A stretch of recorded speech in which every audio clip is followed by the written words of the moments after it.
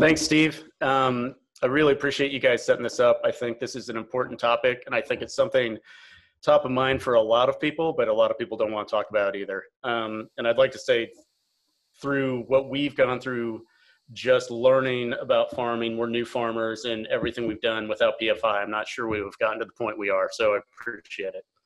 So I'm Steve Riggins, and Crystal Riggins is sitting next to me, but I think I've been nominated to do most of the speaking. So if you don't hear from her, she's just going to remind me of things that I'm probably forgetting. So I want to run you through quickly. This is the family we are talking about.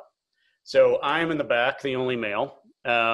Directly next to me with the glasses is my wife, Crystal.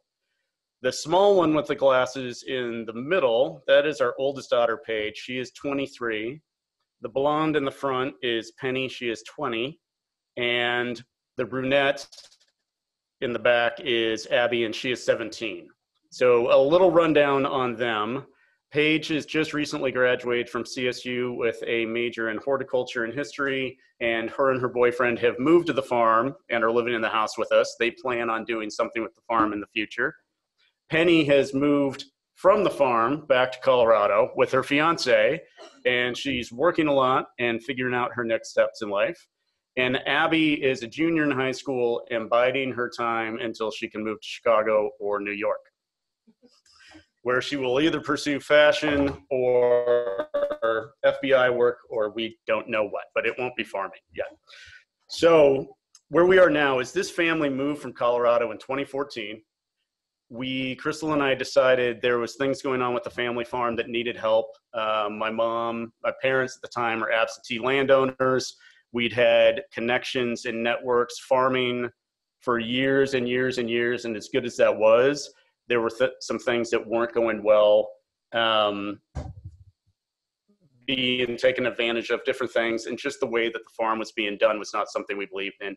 We decided we wanted to come back, we wanted to come here, and we wanted to farm it, we wanted to take over and transition it so we could keep this in the family. Keep in mind, Crystal and I didn't have the slightest idea what we were getting into, and we've had a number of adventures on the way, but we're awfully glad that we got here. So this is Jacob Feckley. He is my great-great-grandfather, and he established this land. He got this land in 1855. So he is a Methodist minister who lived in Nevada. He bought a lot of different farmland throughout the county, Story County, and he had 4 children, and he split all that land up between the 4 children. 200 acres went to my great-great-grandfather. All the other land was sold off. From my great-grandfather, rather, he passed it to my grandmother passed it to my mother, and my mother is actually the sole owner of the land now. That land will eventually come directly to me. We've worked with things with my sister. I have one sibling, my sister. She's going to get different assets. I'm going to get the farm. We're on the farm working. We're lucky that we got to a point with this. We are a heritage farm. This is the farm itself. That little farmhouse is actually where we're sitting right now. It hasn't changed a whole lot. There's been a lot of transitions through here, but luckily there was foresight, especially from my grandmother's generation, where she did things to really reinforce the establishment of the farm. She took care of things. She worked really hard to make sure that things were kept up. This is the farm now. The barn's still there. The corn cribs are still there. I'm not showing a picture of the dilapidated buildings that we still have that we're trying to work with and go from that. The farm is 200 acres. It has been row cropped corn and beans since time began, heavily tilled. It's worked well for our family. I can't complain about it. It's helped with a lot of things. It's not where Crystal and I think we should go or where this farm can sustain or be sustainable. My mother lives in Arizona. She still needs income from the farm. So what we have done is we've taken 160 acres that we have left in row crop, which we are working with another partner right now. We've done no-till. We're doing some different practices. We're looking at eventually getting into cover crops, a lot of different things, maybe some alternative crops. We personally have taken out 30 acres, which is essentially Riggins Family Farm, and we've converted that to permanent pasture, where we have gone through and we've seeded pasture, we've built fence. Once again, Crystal and I didn't have the slightest idea what we're doing, but somehow we did it. So we've got 30 acres of pasture established. We have the fence surrounding it. As time progresses, we plan on expanding our pasture-based operation into that 160 acres, or turning that 160 acres into more progressive agriculture, where that 60-inch corn, grazing on cover crops, alternative crops, whatever it is. We just have to do it when the timing's right for my mom and for us. We're basically doing this 30 acres on sweat equity is how we're renting that. We were fortunate enough to finally get all this to a point by the end of last year. We've got really good friends with Bruce and Connie Carney. They've been mentors to us. We actually were grazing their cows last year. It was amazing to see animals like this out here after so much work trying to get here. Where we're eventually headed is our own cow-calf operation, hopefully with Scottish Highlands, is where we would really like to take that. I think the most important thing for me is having conversations about farm transition. We thought we had the farm ready to go between my mom to myself early on.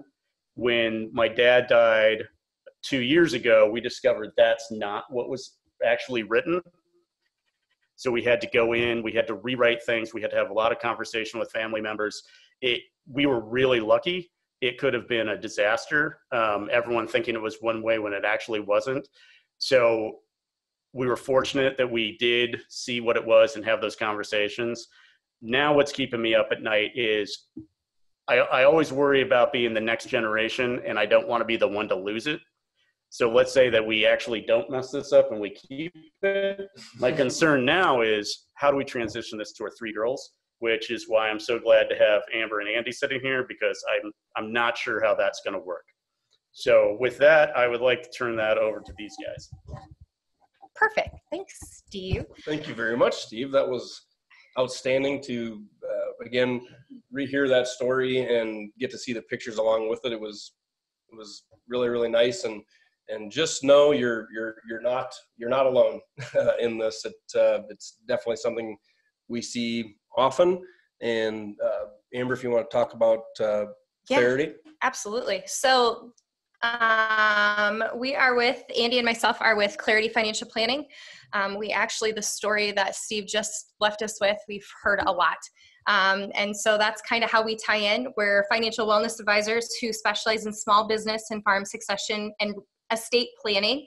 And so we have a real passion for helping farms stay in the family, especially as you just saw a couple slides ago, that this is a heritage farm, which means 150 years within the family. And so we would like to help the Riggins especially, and others out there to keep those farms in the family. So with that, I'm going to let Andy take over and start us off with the first steps of the critical process in farm succession planning. Yes, I will start there. I do see we do have a question, so we're gonna, this way we can encourage questions. We see one. That's nice. So you can attack the questions as they come. It's nice. To answer that in retrospect, I believe this question is for Steve and Crystal. So I'm gonna hand the mic back to them. Yeah, so the question is, in retrospect, what could have been done differently to avoid succession surprises after the death of your father? I think for me, that would have been me being proactive with my parents to look at what their will looked like, to actually look at what documents said, rather than just believing the lore of your family history. My mom personally didn't really want to look back at any of those documents. I think the thought of that would mean that they were going to die, and she didn't want to have to think about it. She was told it was one way. That's how it was going to be. So I think just starting conversations right now of what is, you said it looks this way, we need to actually look at it and make sure that's what it is. Absolutely, Steve. And I would echo that as well. From our experiences,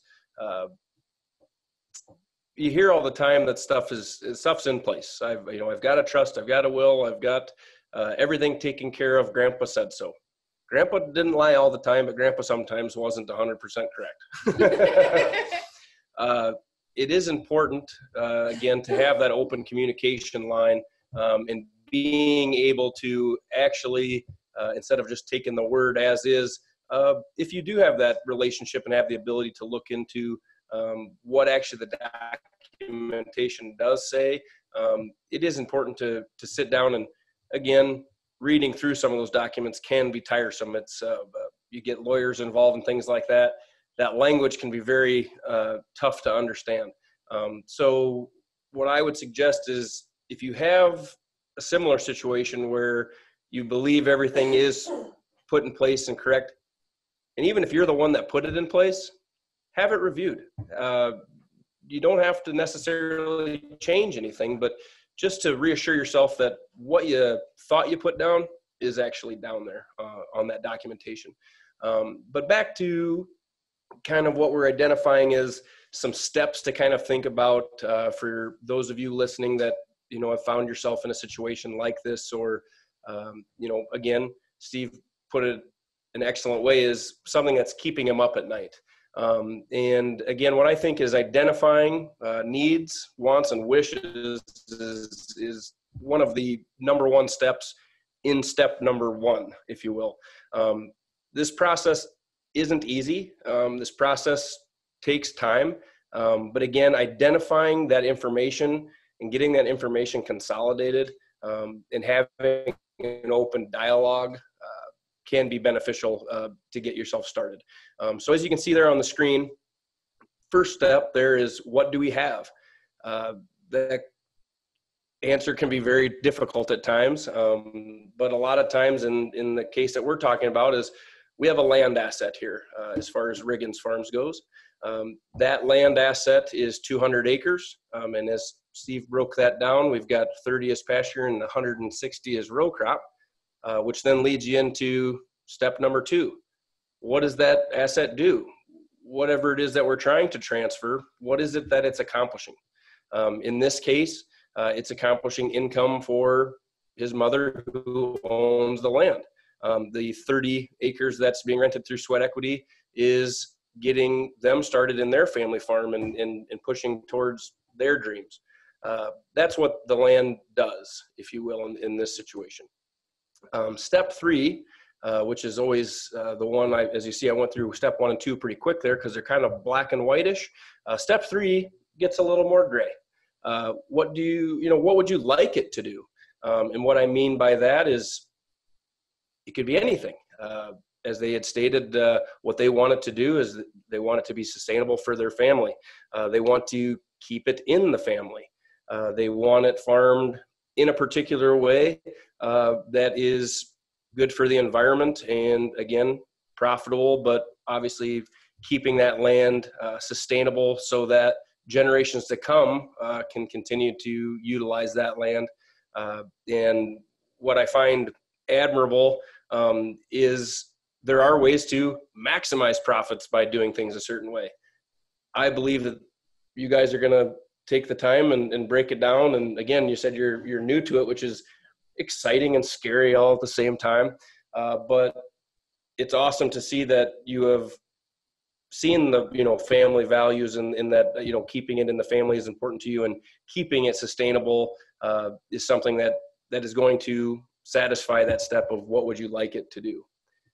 Also, with what would you like it to do is, where would you like it to go? How do you want it to go? Again, we want Caroline, Steve's mom, to be here forever, obviously, or maybe don't. I don't know. Maybe. But again, you're not wishing anyone away. But what I find that we run into is getting it, knowing what you have and what's coming, and being prepared to, again, make that next step. Because we're talking about 3 generations here. Mom still owns the land. This is generation 2. Have to commend the Riggins because of the fact that there was something in place. You had mentioned that obviously at the passing of your father, reading into it, it wasn't exactly as you had planned. But again, that was that red flag for you to look into it, and it seems that we're back on track. And what I would suggest for those listening is, again, in that situation from generation 1 to generation 2 is, again, it's documentation in language that gets put in place by a lawyer. You can use wills and trusts and things like that to get yourself to where you want to be, and get that thing started. Using a living trust is an excellent example of that, because things can change. You want XYZ to happen, but things in between when it was written to when those things are supposed to enact can change at a drop of a hat. So again, finding people that you can have an open dialogue with, and have the ability to, again, write those documents and have those, so it's legally binding and in place there for you to be able to utilize. But being able to have that relationship that you can actually review these things from time to time, and you don't feel like you're staying up at night wondering how and what was that supposed to happen. And it's good to keep in contact with those people that wrote those trusts, or if anything, have them reviewed by somebody. Generation 2 is where we would be now if, again, Caroline was no longer with us. She is, but for explaining purposes, I want to talk about if the land were to come, as it's stated, to come to Steve and Crystal. Again, the scary part is, how do we, something that's not here yet, how do I plan for the third generation? Well, again, no different than the first to the second, having documentation and talking through that, going back to the list in the first slide there of what do we have, what does it do, and what do we want it to do, having that same conversation. The nice thing is that you can have that conversation and you get to put out your needs, wants, and wishes, and you can categorize them that way, because then as this begins and we go through the planning process, we can attack each one of those hurdles as we come, and give yourselves the, what you ideally would like to happen. What you ideally would like to happen doesn't always work out that way. Sometimes it's a financial thing. Sometimes it's an ability potentially of the next generation to farm it, because if we want someone to actually farm it, we have to have someone that wants to. In this case, you guys have lucked out. We've got 3 girls and 1 wants to farm. That's awesome.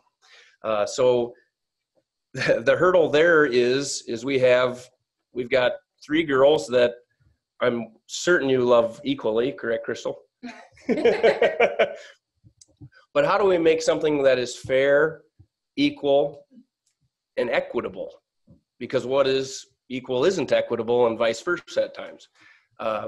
Trying to figure out what that is and how do we adjust to make sure that everyone is happy. And the first and second Thanksgiving after you guys are gone, they're still making turkeys, right? That'd be the ideal thing to happen. So what we have done so far with the Riggins is identified some of these things of their wants and wishes and desires, and we've given us some suggestions as to how to get it passed equally. Again, that equal part is the fun word, because everyone knows where we're going. It's money at times for people, and it can be a very decisive thing, and you don't want it to be, especially when it's a family asset, and you're so forward thinking in it that you're thinking of others above yourselves, really. I mean, when you're not worried, you're worried about the third generation. You're worried about the next generation, and it isn't even yours yet, to a point. So that's incredible. That's a hurdle that's tough to get over. So what we're doing is we are gathering information on them personally. That personal information, again, helps us dictate on what we can and cannot do as far as a transfer goes. The easiest transfer, if we just gave the land to so-and-so and you get this and you get that and it's done. 3 sentences, bang, it's done. Well, it doesn't work that way, and it would be really nice if it was that easy to go through that. But that's something we're going to walk through with the Riggins family over time. And what I would suggest to those of you listening is, because every single one of your situation is different. I realize we're all talking about fruit, right? It's all the same, but you got apples, oranges, and bananas. They're all different. how you go about taking care of your particular situation. What I would suggest is, again, number one being communication and having that open dialogue between you and the other decision makers in your family, and being able to have, lay it out. You don't have to hire a lawyer right out of the gates. They're expensive. No.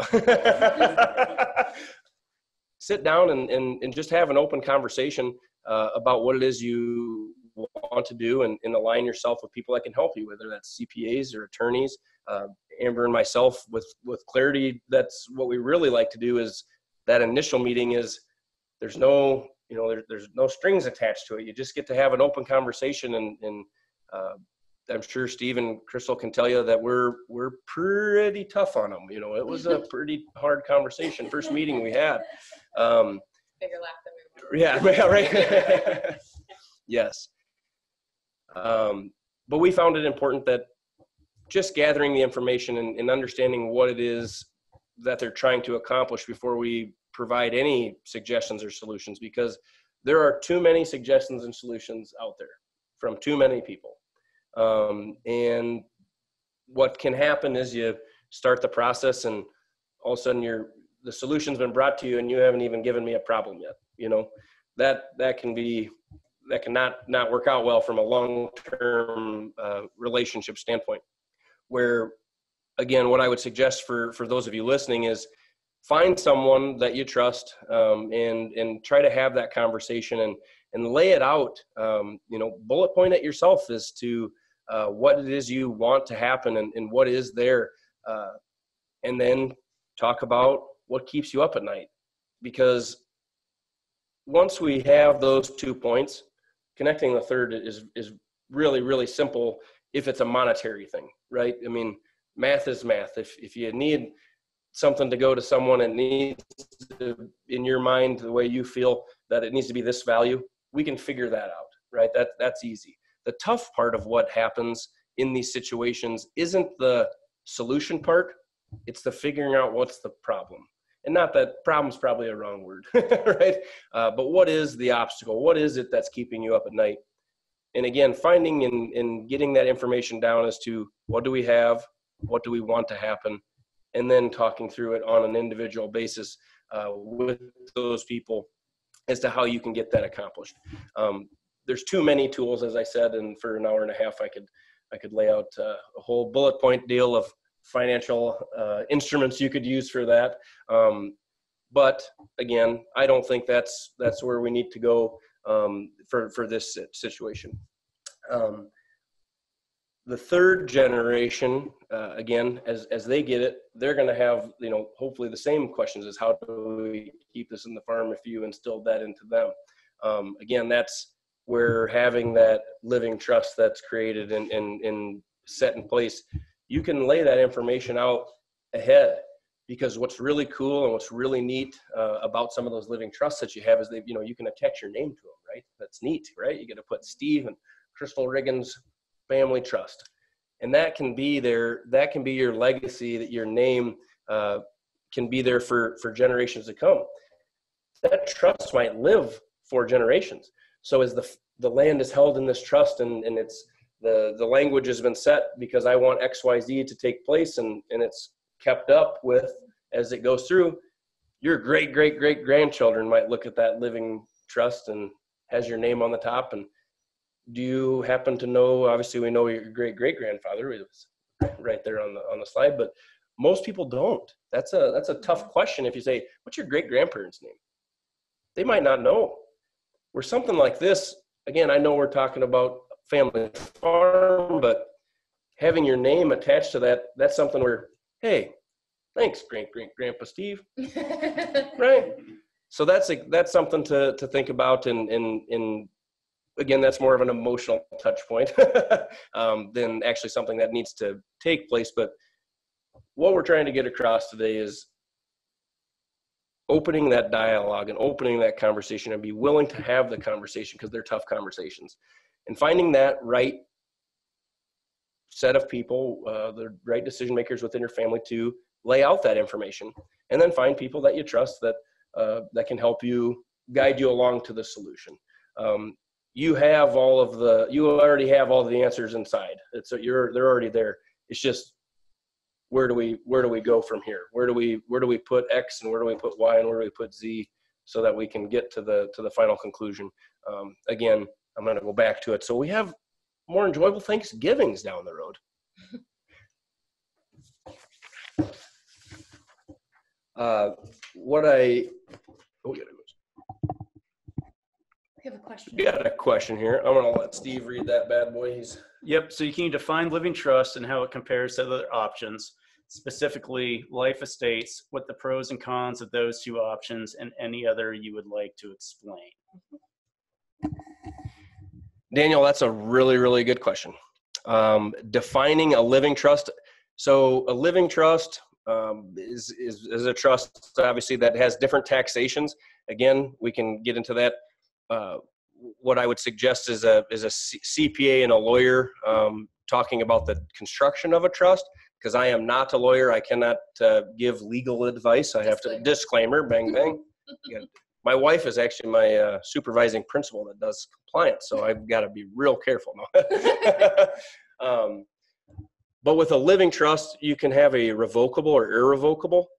The revocable side of things is meaning that you can change, and with the living of it, you can change beneficiaries, executors, things like that. Where an irrevocable is you no longer have control of it. There are tax benefits to having irrevocable as to having irrevocable. Again, because of the setting, I cannot go into explaining those in depth because of compliance reasons, and that I am not an accountant either. Exactly, but it would come down to your personal situation, and again, that's having that conversation of what it is we have and what it is we're trying to accomplish with it. Kind of going off of that, though, when you do meet with a lawyer, a big thing that Andy and I find when we work with people is making sure that you're working with an estate planning lawyer. There's definitely a difference. You wouldn't go to a foot doctor for a heart problem. It's the same thing in this situation. And I think it's kind of a similar situation that Steve and Crystal went through when they thought they had the dialogue in a trust that they thought was the way it was supposed to be. And after actually reading it for themselves, it wasn't how it was supposed to be. So making sure that you have, going back to making sure that you have the financial professional collaboration of people who really do know what they're talking about in this specific circumstance. So. I see another question here from John. When reviewing existing plans, would it be beneficial to involve a third party beyond the family and the quote unquote official planners? 100%. I do think that would be beneficial.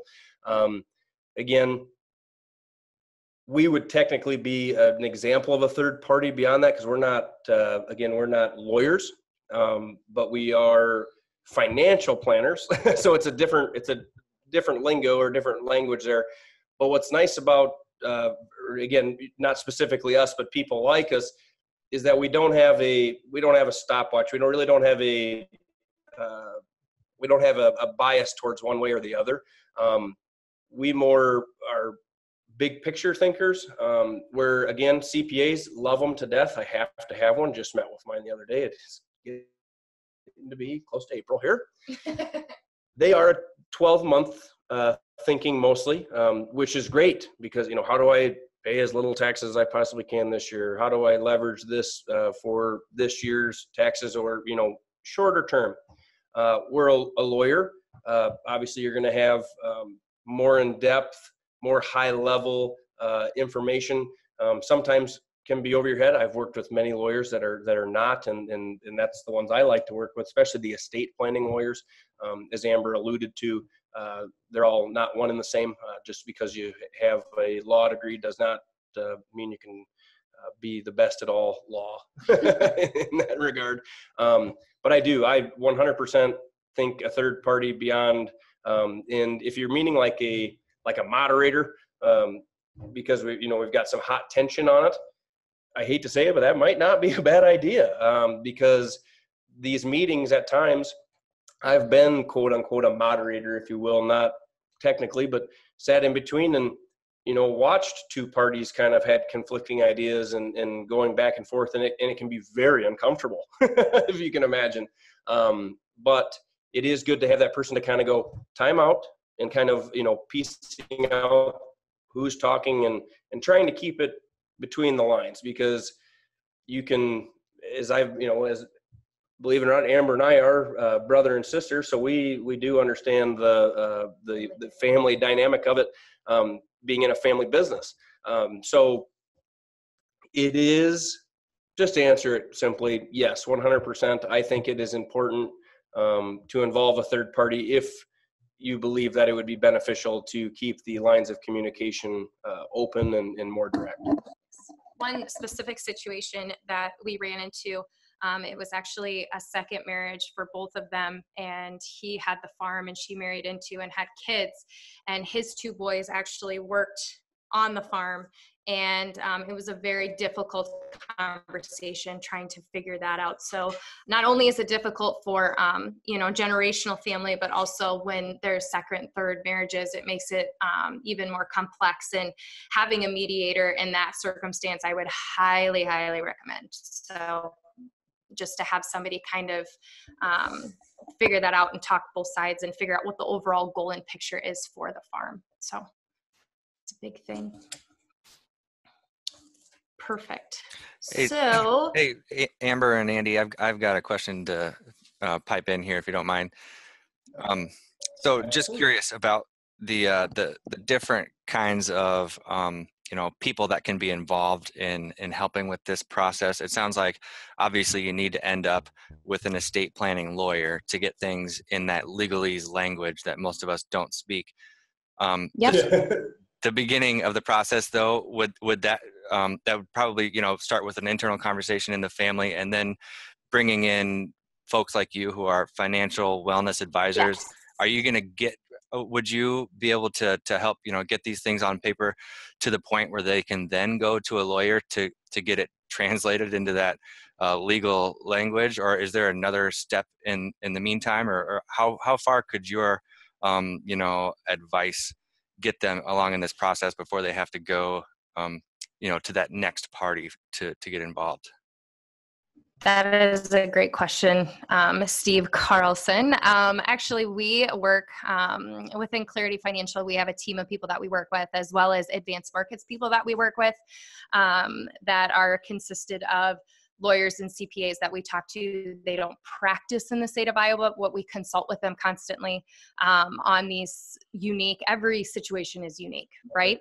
Fly out to you. They do, yes. So anyway, as we're sitting there talking, what's nice about what we do is we sit down and we go through the dialogue and through the arguments and all of that to get to what the goal is. And then you can essentially take that to the lawyer, and then they can start and stop their stopwatch, versus doing that while you're in the room and you're essentially having an argument on their dime. So trying to figure it out. So I think Stephen and Crystal can kind of attest to going through that process the second time, and the cost that's involved with going through that. I'll let you guys kind of talk on that a little bit. Yeah, I mean, absolutely. I think when we had to rewrite things, we were dealing with lawyers we didn't necessarily have the right lawyers either. They didn't understand the farm estate sort of planning. They didn't understand the language. So we sort of had to do things twice. Yeah. So it was really expensive. It was extremely stressful, especially for my mom. So I think just finding the right people to help with the language up front, and understanding, particularly lawyers in Arizona didn't understand the laws in Iowa. So you have to sort of double duty everything. So you just have to be careful. Just because it's written doesn't mean it's going to stand where you are. So pay attention to where it's written and who wrote it. For sure. Absolutely. That's a great point. And as Amber alluded to there, the advanced market team from our side, again, we can get you to a very close to the finish line, again, without signing writing up a trust. But what we do pride ourselves on, just because we work with so many family farms and small businesses that we do this, the repetition is there. Asking the questions that maybe you hadn't thought of, that bring up some either even more questions or things that can give you a better idea how to accomplish your goal. But being able to get that out and pointed out with no rush into it. You're able to take your time at your speed, without having to worry like, gosh, am I going to get a bill tomorrow? Are they going to send me a bill for going through this? We pride ourselves on being able to sit down and provide that service from start to finish to get you to that lawyer point. Because once you get to that lawyer point, again, words are words. They're very nice to have, and they dictate where it is, but there are certain things that can't be done with words that, again, it's that darn evil thing, money is that no one likes to talk about. We can help bridge that gap to kind of help you understand what it is that you're doing on a personal level. Because again, having these wants and wishes are all indicative of understanding what it is that you have and what you have the ability to do. Because as much as you want to get it to the third generation, it's got to be sustainable, and we've got to have what we need for the current generation in order for that to work out. No different than this situation. We have land that has to create income to take care of mom. I mean, that is a financial need that really has nothing to do with estate planning. It has to do with personal planning technically, but understanding that stuff, not necessarily that we need to be your personal financial advisors. That's not what we're getting at, but understanding that portion of it, knowing how to kind of guide you to the next step to, again, attain those goals that you've set out yourself. For sure.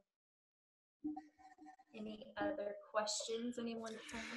Yeah, I was going to go ahead and make a plug here to say that we are, feel free to get your questions in the chat box. We've got everybody here ready to answer it. If you got a specific situation that, maybe Amber and Andy have had experience with, they can share some insight, or maybe the Riggins have some experience with that too. So get your questions in the chat box. I do have another kind of follow-up, maybe two-parter question here on that, if you don't mind. Absolutely. So Steve, you mentioned that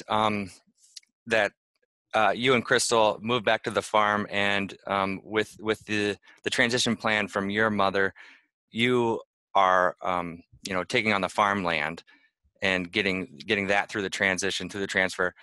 But you mentioned a sibling. I don't know if you mentioned it was one or two siblings, but they're getting in the estate plan other assets from your mother. And so going through that process of you having a sibling who doesn't want to farm but wants a share, an equal share of assets from your mother, and then that's kind of the situation with your children as well. Has that helped you kind of think about what would be fair, for your non-farming daughters as opposed to your farming daughter? And then the second part of that question, of this question, maybe is a little bit more for Amber and Andy. And so obviously, Amber and Andy, are you working with the Riggins on beyond, just the farmland transfer, and working about what that equal share is for the non-farming heirs as well? Are you doing like a whole financial asset picture with them, or are you focusing on just the farmland transfer with them? Yes, that is the intent as of right now. We're in the middle of the process. Obviously, we've if this thing was 3 or 4 weeks later, Steve, we could have scheduled this baby. No, could have had more of a a concrete plan laid out. But yes, that is the intent. Obviously, as long as Steve and Crystal have us, we do want to go through that and beyond, because understanding land values and things like that is part of what we can we bring to the table, is having access to appraisers and all that good stuff. So again, no different than you don't go to, as Amber said, the foot doctor for a heart problem. You come to us because we do understand the farming aspect of it. I do understand, we as a team understand the grain markets and cover crops and what legislation is coming down. We understand what's in place for estate tax and death taxes and how that's shaping up. And we're in constant contact with regulators and people that make those decisions, which again, legislative risk is a very interesting and complex thing. but we are constantly in contact with that because as we're having these conversations and trying to decipher those values and how it transfers from a more tax advantaged or a tax smart way. That's something that we do provide informationally.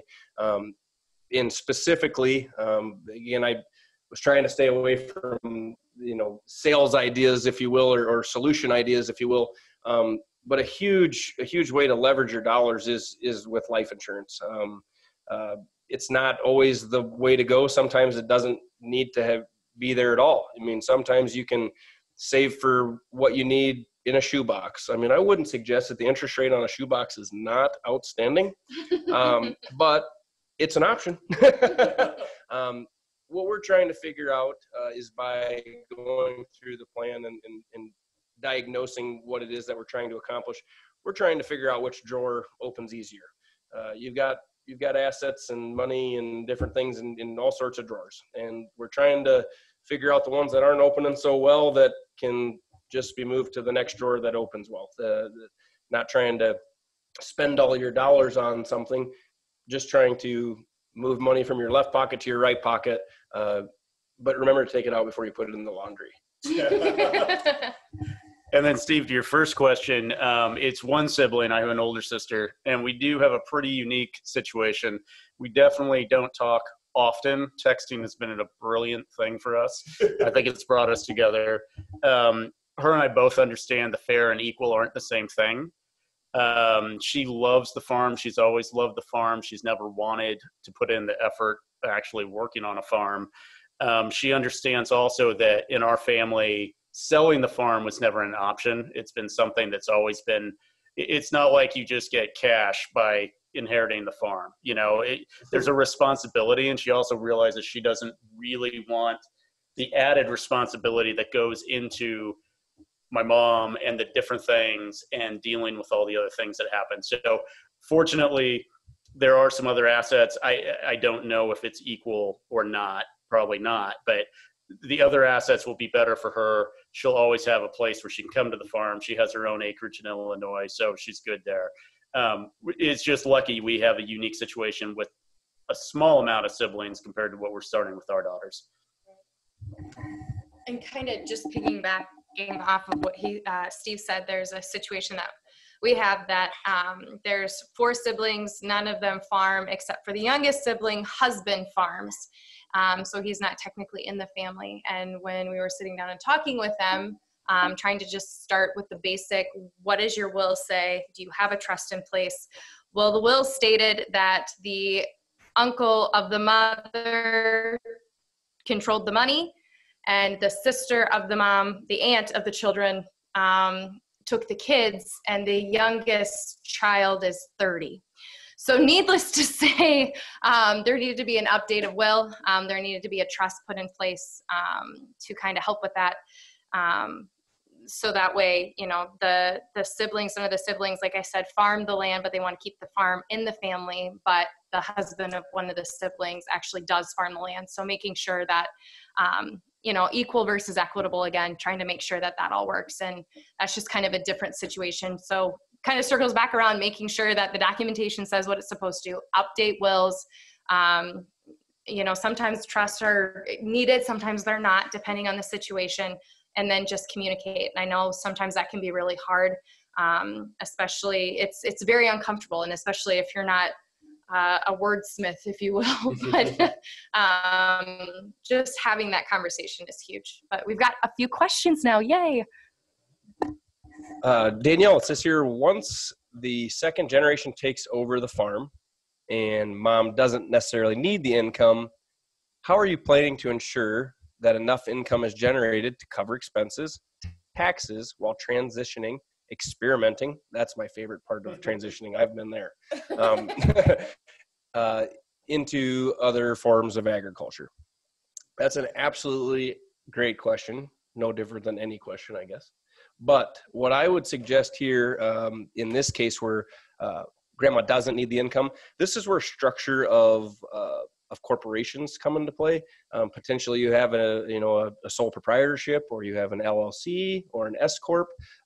What can be done is if let's say the asset is still owned by that first generation, and mom doesn't need the income can stay inside of the business. The owner of that land can have a business that generates income that she doesn't take income from, that income can be held back to, one, pay for taxes. It can also, gifting is a pretty powerful thing within family businesses as well. And what I mean by gifting, I'm not talking about Christmas gifts. There is an actual maximum that a person can receive per year, per person, without there being an income tax due to the person that receives it, or a gift tax on behalf of the person that gives it. That number, as it sits right now, is $15,000. I know that, again, it's a broad question, and maybe that doesn't take care of the problem, but something to be thought of, and from leveraging those assets, is potentially, if they don't need the income, let's say for rent, and they're renting the farmland, and grandma doesn't want to charge you rent, she just needs you to farm the land, and because it's important to her to keep it in. Well, things can be leveraged that way, that, hey, as opposed to rent, that's going to be your gift from me, and this is that monetary value or non-monetary or sweat equity, as you guys have. So that way you're not playing in the gray area as far as what is legal and what is not. Again, not a lawyer, not an accountant. But that exact situation have had to take place, where grandma owns the land. Grandma can't give all the lands to the kids right away because of that maximum exemption that she has potentially. We don't want to pay any taxes on it. Potentially you want grandma to possess, or mom to possess, or whatever that generation is, whoever has the land, to possess that land at their death. And the reason being is you get a step up in cost basis. Again, we're getting into the higher language fun stuff here. But think of it as if I bought something for $1, and I gave it to one of my children, and they sell it for $10. Well, they have to pay tax on $9, potentially.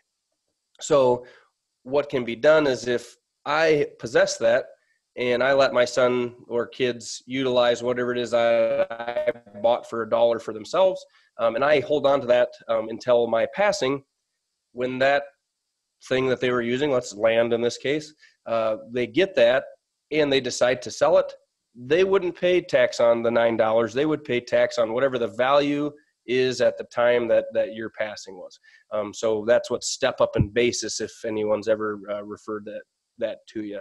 I hope that answers your question. I'm going to jump on that too, because yes, I might be reading the question a little different also. So if my mom passes and I inherit, we're starting enterprises now to hopefully ensure that we're starting new businesses that will increase and help us keep this land in the family.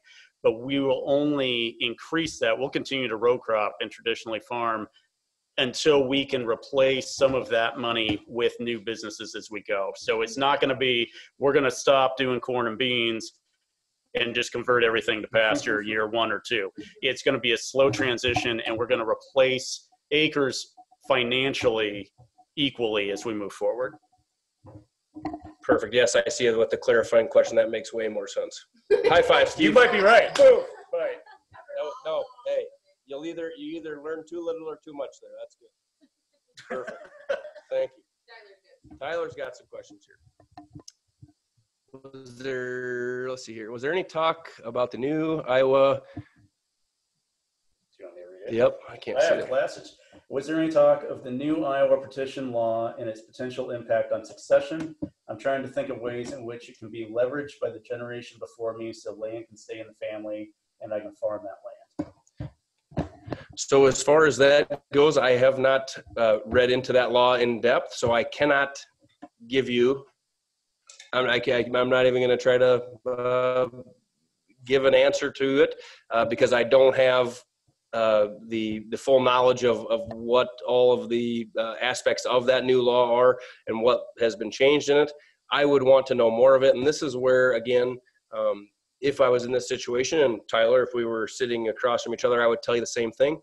And I would let you know that I would call my advanced markets and lawyer team and run through that. And we would use your specific example of what it is you're trying to leverage there, and have that question with them so that I could have a perfect answer for you that was 100% correct. And since I cannot do that, I won't be able to answer that question or give it justice.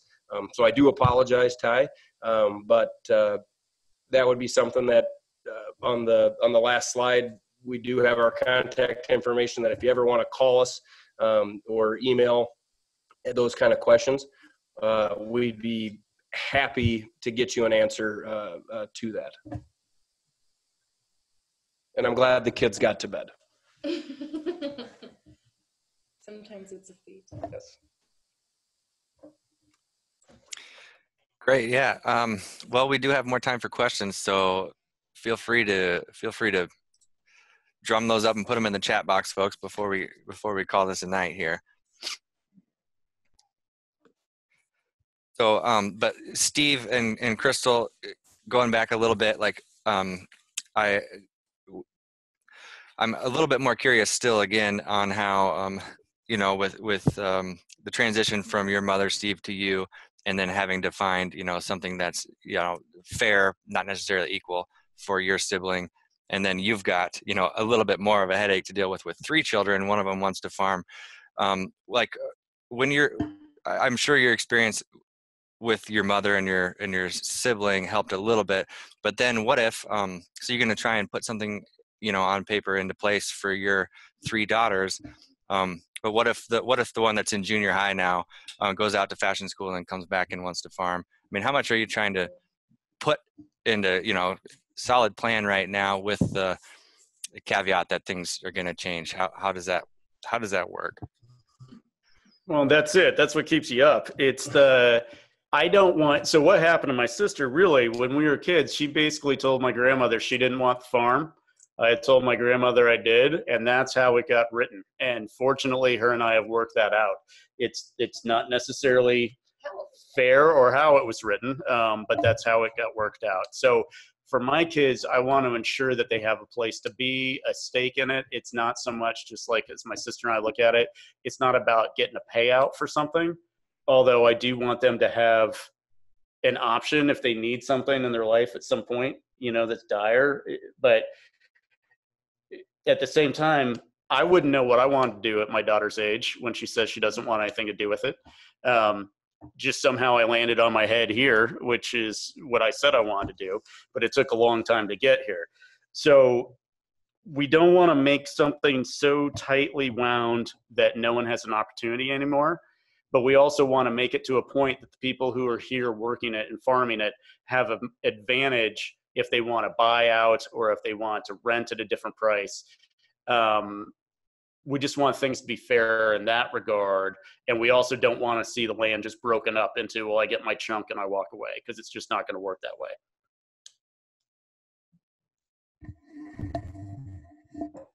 Yep, good. Got Thank you for that. Question here. Yeah, go for it.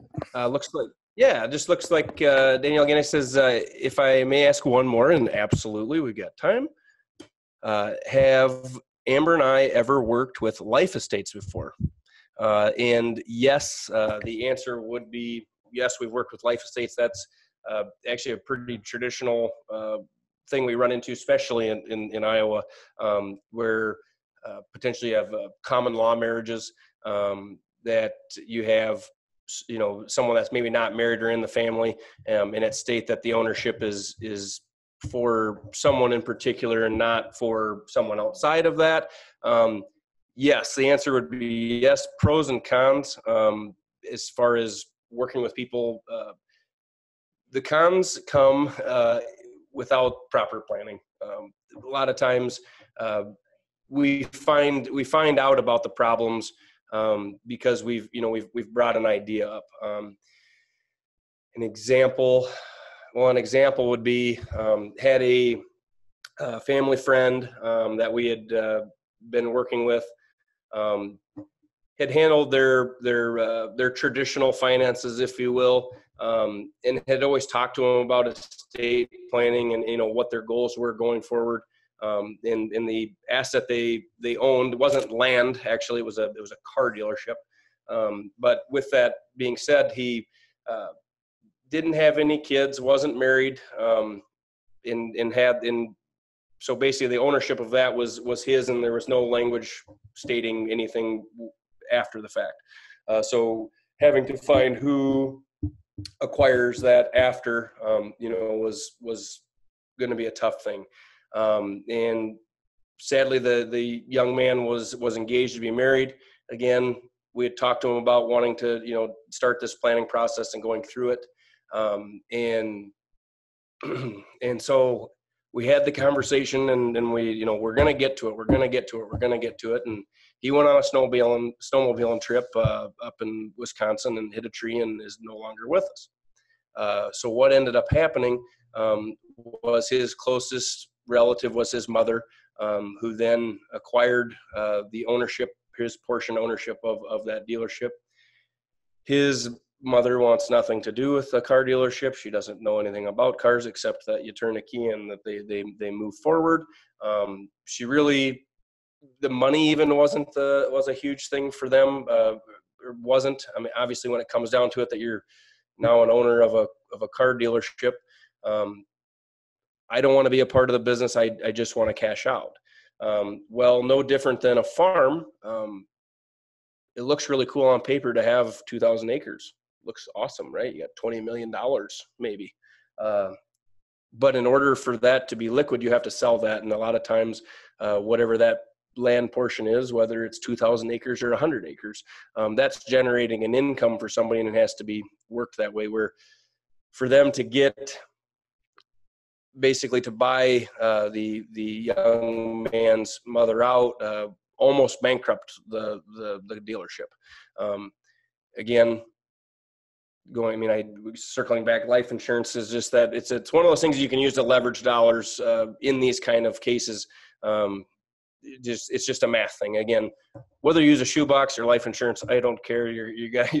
There is a way you have to save up money in order to plan for these things. Because if something were to happen to someone within that business, we need to have something in place that, one, again, knock on wood, you don't want anyone going anywhere. But if it does, how do we come up with the finances in order to, one, either buy out that extra partner or buy out siblings potentially from that, and just finding different ways to leverage yourself and cover yourself. Saving is huge, obviously, in that, but planning to protect yourself is obviously pretty important as well, because you ask most people what their number one asset is, and we had a nice little quiz on this with some continuing education recently, and it's a really, really good question to ask yourself: is what is my biggest asset? Well, most people, well, it's my car, or it's my house, or my land. No, that's not really your biggest asset. Your biggest asset is your ability to generate income, your ability to be able to satisfy your, again, going back to the beginning, your needs, your wants, and your wishes. And again, what is it that you actually need? No one will know that answer until you sit down and kind of lay out your specific situation and have those questions answered per your specific situation. I hope that helps a little bit. But again, all of these situations are different, but they can be handled very similarly. And again, finding someone that has the experience in that and being able to help you through that process is a good starting point. Again, I'm not saying that has to be Amber and I. Anyone in your local areas that you trust and can start that conversation with, just getting the conversation started is a lot of times the toughest part of this whole planning process.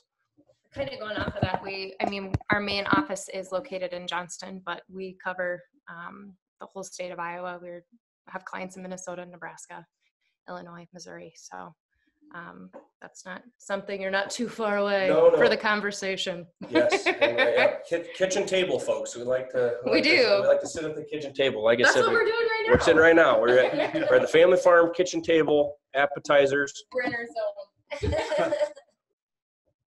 we really, really appreciate Steve and Crystal inviting us into their home to be able to go through this, because again, Practical Farmers is what an outstanding organization that we have in front of us here to be able to educate each other.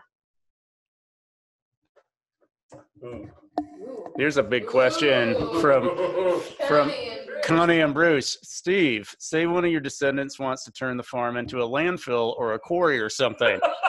Thanks, guys, for this. Does anyone else in the family have anything else to say about it? Is there a veto power somewhere?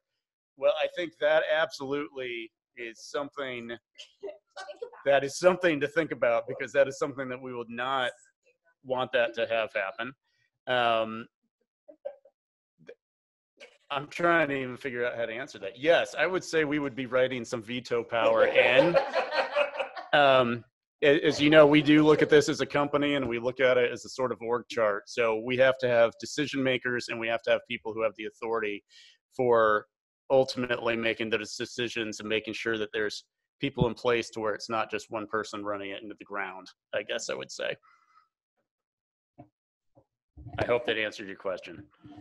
Connie, I'm going to write that one down, because I think that's a good question to ask landowners as I'm meeting with them. Do you have any kids that are thinking about turning it into a landfill or a quarry? But it's a good point. Another point to that, though, is do you put some sort of lien on your land? Do you do something to where that can't happen? Mm-hmm. I know this is something you and I have talked about, Bruce. I do think that that could be an important transition for anyone wanting to keep a farm in the family for this long.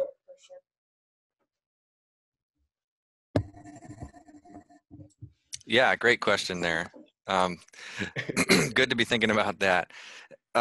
So yeah, right now it looks like, I mean, I'll just put out a last call for questions in the chat box. We won't sit around and keep everybody, Amber and Andy, all night, and the Riggins. So last questions, go ahead and get them in there. And in the meantime, I'll mention real quickly that PFI, Practical Farmers of Iowa, we do have some resources on some of these things. So on our website at practicalfarmers.org, we have a few things like a template list of questions that family members should be asking themselves or each other before they get to the point where they're working with Amber, Andy, and financial wellness advisors.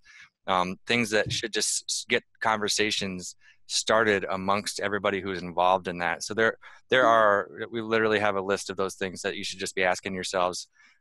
We also have dozens of what we call farm legacy letters, where farmland owners sit down and write out their experience, their hopes and dreams for their farm, and that helps them get share their favorite memories, share what they hope to see their farm does in the future. Those farm legacy letters are really great to read through and see how other families view their farm and how they're planning to keep that vision going in the future. So it's great reading material if you want to get through those farm legacy letters. There's lots of them on our website. And then we also have other resources, just like, again, some of those PFI members who have gone through a succession planning, they've suggested, just like the estate planning lawyers that they've worked with throughout Iowa and across the Midwest. So we have a list of those lawyers that have been suggested and people have had a good experience with. So look those things up. There's a lot of resources that can help get the ball going within your family if you look that up. So yeah, last call for questions. It looks like there's one more here. If the Riggins or Amber and Andy want to take this. At this point, we haven't used a conversation easement, which is a legal document that you can basically it's an adjunct to a living trust for language to put parameters in. So from his follow, that first question. Yeah. So the question: do you ever use conservation easements? And what you're saying is, yeah, you can. We haven't gotten to that point right now in the planning process that we've needed to implement one of those. Obviously, right now we're at a time in which that we are going to start building that second to third generation plan for them. Where that's something, again, if that was a worry that you were concerned about the other two potentially. If in the language it was land goes here, XYZ goes here. But if, gotcha. So I mean, you can absolutely do, you can absolutely utilize them, and I think they're good. They're good portions because they build in, they build in those little bullet points or those little asterisks of so and so. You can do this, but and you can have those done, and then again, that's just a legal documentation that can be added and used in conjunction with other living trusts. So at this point, no, we haven't used one specifically in this situation. I've seen people use them, but again, that's when I get to the lawyer. If we had if we saw that was a hot touch point, that this is exactly how I want this to go, but I'm just concerned that Rebecca's gonna get us good, right? then that's where you would utilize those and use that information to accomplish again what you're trying to. Well, and the tax credits that go along with them as well. Yep. With those, again, it comes down to personal preference and what you want to do. There's different guidelines that go along with the conservation easements and stuff like that. So depending on what you want to do there. Mm-hmm. Again, that's just Connie and Bruce with the tough questions tonight. I like that, and they're the lawyer questions too, which are always the tough ones because it's trying to simplify that information without misstating what they are. It's a fine line, but again, we want to get to the point where the tougher questions that we get to that, because if we're getting into whether we need to utilize something like that, we're far enough along that we are in communication with a lawyer, and we've partnered with that lawyer that either you've utilized in the past or one of the estate attorneys that we've worked with multiple companies. Those are the answers that when I sit in those meetings, I get to sit back and kind of be a sponge myself, because again, I didn't take the bar. I couldn't go to school that long. I had the same, satisfactory, except Andy talks a little bit too much. That was what I would get from the teachers. So.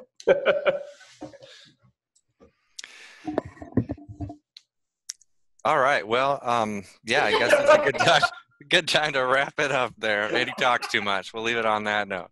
No, definitely a big thanks to everybody for tuning in tonight and for asking some good questions. Steve and Crystal, for sharing your story. We are tremendously grateful. We really appreciate that. That's the real true PFI spirit of farmers sharing their experience with other farmers for people, to learn from and take little bits, whatever they can, and incorporate it into their plans. So we really appreciate the Riggins family for sharing their story with us. Wish you guys the best of luck going through the rest of this process. And Amber and Andy, you guys are a great resource. Thanks a lot for being here to walk them through this and to share the kind of planning process that we need to be thinking about.